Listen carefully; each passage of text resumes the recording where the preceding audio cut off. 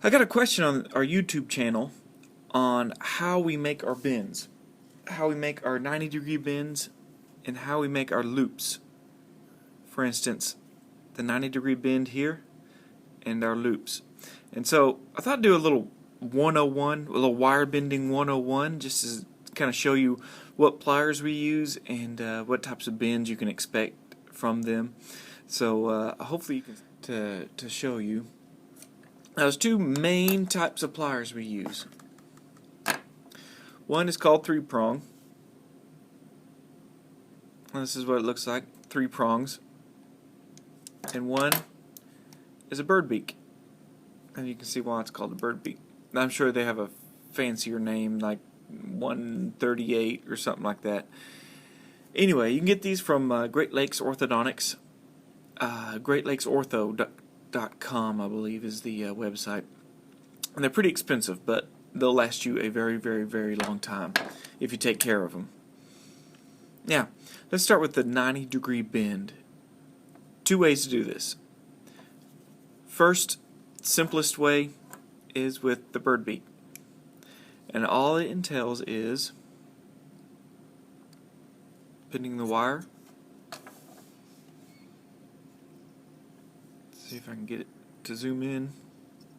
Putting the wire between the jaws and bending the 90-degree bend around.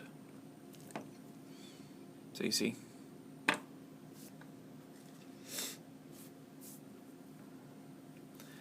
And so it's kind of the same bend as that one.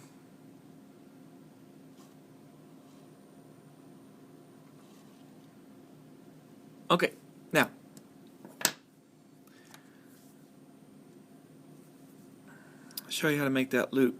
Now certain bird beaks have serrated teeth, I guess, where the wire can lock in, and I like to use it to measure my loops. So if I do a loop down here on this first slot, it's going to be a very tiny loop. If I do it down here, the very last slot, it's going to be a very big loop because of the diameter of this cone of the bird beak. So make sure it's level. And I'm going to rotate my hand here. I'm going to hold it here. So I'm going to hold it here and rotate it around. And there's your loop. And you can adjust it however you need to.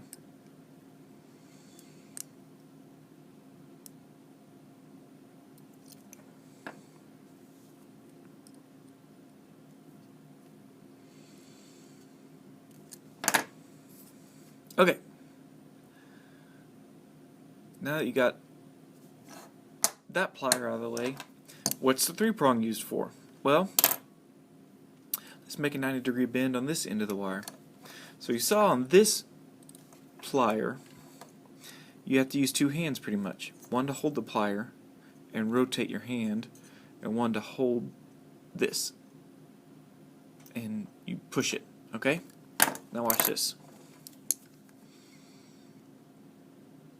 Put in my 3-prong. Make sure I zoom in on this. And I'm one-handed. And squeeze. And you see the 3 prongs make a 90-degree bend all by itself. So very easy. Now, what I used in the video that the guy asked a question about, or user, girl, I don't know, I use this to make my loop. And I use this a lot. Sometimes it makes kind of a really tall loop and I don't like it. This is a small loop that I made with these pliers.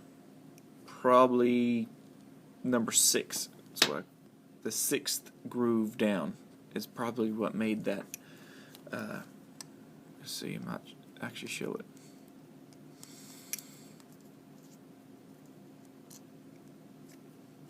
Acrylic's in the way now. Anyway,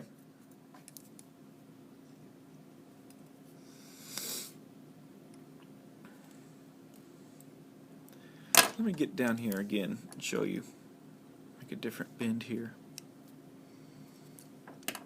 So, very fast.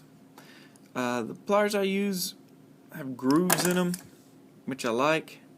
See those grooves? I've just worn them down. And they don't make an exact 90 degrees, more like 95 degrees, and then I got to come back and make another bend to make sure it's 90. You get a sharper bend with these. Now, this wire size is 032, and they get big. Like here's 040. I don't know if you can tell the difference or not. And they get down smaller, 018. These pliers, you should not go over 032 with them, which is this wire, because you will break the tip off, which I did break the tip off on this because I used a bigger wire than I shouldn't have used the wire I was bending with, in other words. This one I've done as big as 051, and that's probably why I have that groove. Anyway, back to this. Same concept. I put it in here. Let's see if I can do it from this angle. I like to keep my... Same concept.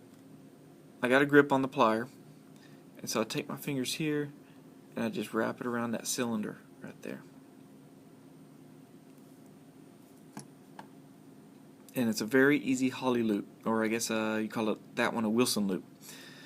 It's a very easy Wilson loop to do. Now, you see there's two sizes. I use that one for my Holly loops, and this one to make my acrylic tags. When the wires go in the acrylic, they need to be bent in a way where they won't be pulled out of the acrylic. So I use that one, the very end one, to make those circles down there. I'll show you how that's done.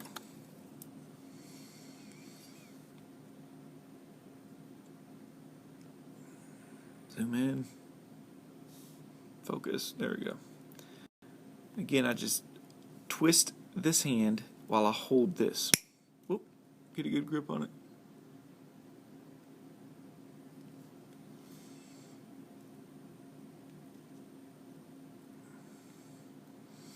So what I'm doing is I'm bending, releasing, sliding the plier, gripping again, bending, release, slide, grip. So then you may end up making a perfect circle. So there you go. There is your wire bending 101. Again, your basic pliers are your bird beaks, your three prongs. There are different sizes of three prongs. I use this to make even sharper bends, and I use it for smaller wires. I like using this for wraparound retainers, which I will get to later. It's a little bit snub-nosed ones. Here's some bird beaks that I use that do not have serrations. I use those for different purposes. I use them mainly for torquing the wire, such as gripping it and bending it with my fingers.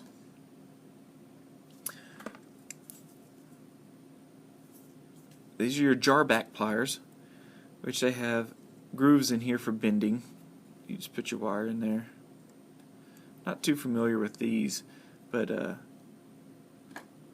pretty good, and they do real tiny bends. You can see the serrations, and I use those to make little tiny bends in my little tiny wires.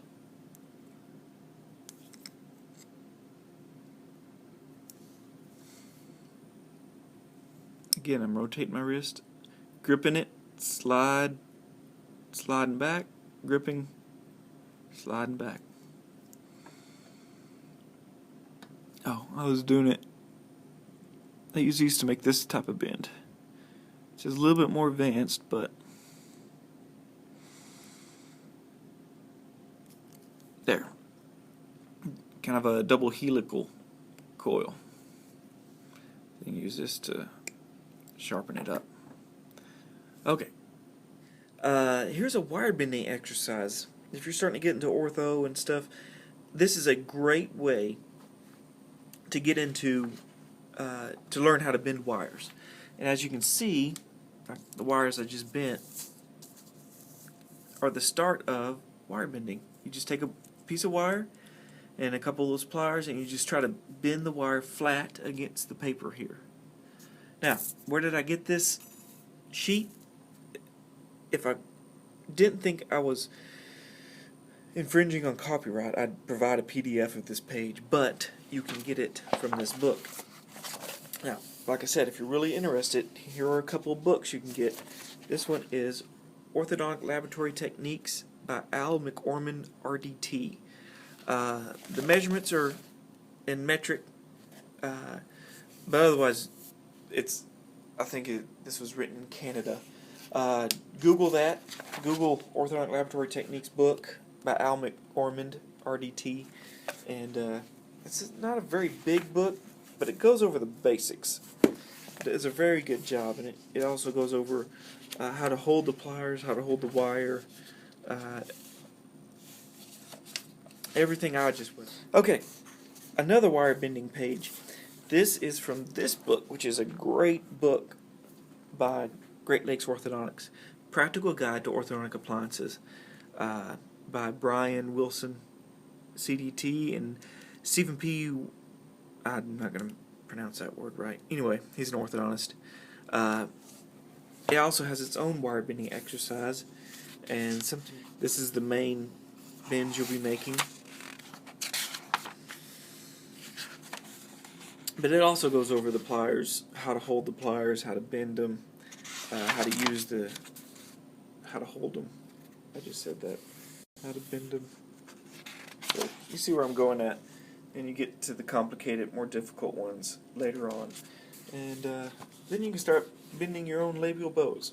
It goes step by step. And if you're interested, maybe I'll show how to do that step by step also. It just takes a little bit of time. Thank you for putting up with another episode of the Ortho Wire podcast. Go to designerretainer.com to ask more questions. Thanks.